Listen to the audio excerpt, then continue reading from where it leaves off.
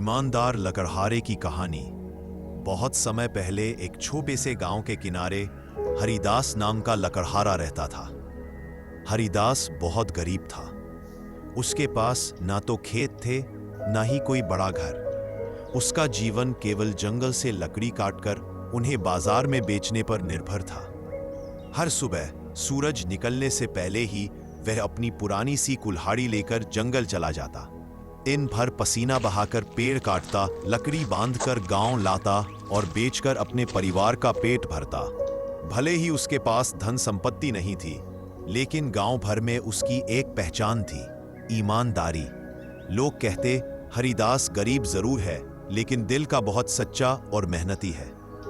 एक दिन गर्मियों की दोपहर को हरिदास नदी किनारे पेड़ काट रहा था।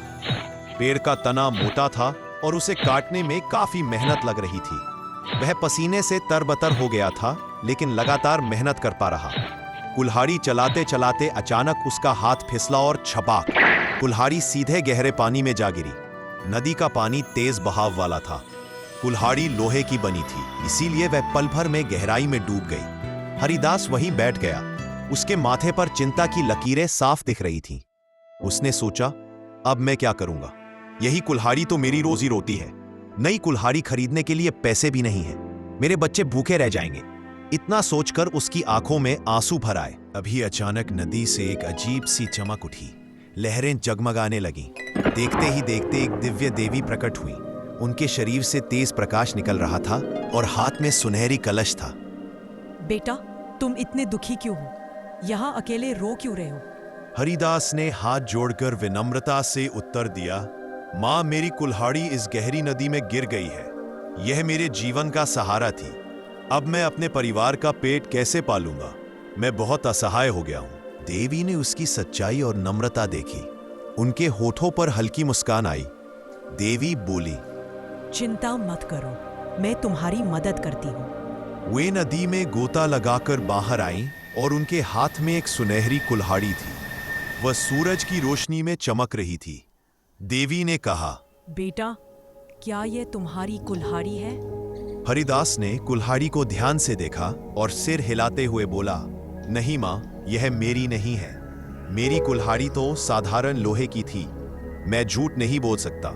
देवी ने दोबारा गोता लगाया और इस बार चांदी की कुल्हाड़ी लेकर आई। बेटा, उन्होंने फिर क्या पूछा। ये तुम्हारी हरिदास ने कुल्हाड़ी है? आदरपूर्वक कहा, नहीं माँ, यह भी मेरी नहीं है। मेरी कुल्हाड़ी तो लोहे की थी, पुरानी और साधारण। देवी मुस्कुराई और तीसरी बार डुबकी लगाई। इस बार उन्होंने वही पुरानी लोहे की कुल्हाड़ी निकाली। देवी ने पूछा। हरिदास की आंखें चमक उठी। उसने तुरंत कहा, हाँ माँ, यही मेरी कुल्हाड़ी है। आपका बहुत बहुत धन्यवाद। देवी उसकी ईमानदारी देखकर अत्यंत प्रसन्न हुई। उन्होंने कहा, बेटा, तुम्हारे जैसे सच्चे और नेक इंसान आजकल बहुत कम मिलते हैं। तुमने आसानी से सोना चांदी लेने का मौका होते हुए भी झूठ नहीं बोला। तुम्हारी सच्चाई और ईमानदारी ही तुम्हारा सबसे बड़ा धन है। फिर देवी ने सुनहरी और चांदी की दोनों कुल्हाड़ियां भी उसे भेंट कर दी। ये तुम्हारे लिए इनाम है। अब तुम और तुम्हारा परिवार सुखी रहेगा, लेकिन याद रखना, इनका उपयोग हमेशा अच्छे कामों के लिए करना। हरिदास ने कृतज्ञता से देवी को प्रणाम किया और घर लौटा। जब वह घर पहुंचा, उसके परिवार की खुशी का ठिकाना न रहा। अब उनके पास पर्याप्त साधन थे। धीरे धीरे हरिदास ने अपनी मेहनत और ईमानदारी से गांव में और भी सम्मान पाया।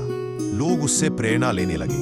बच्चे कहते, अगर हमें सफल होना है तो हरिदास काका जैसे ईमानदार बनना होगा।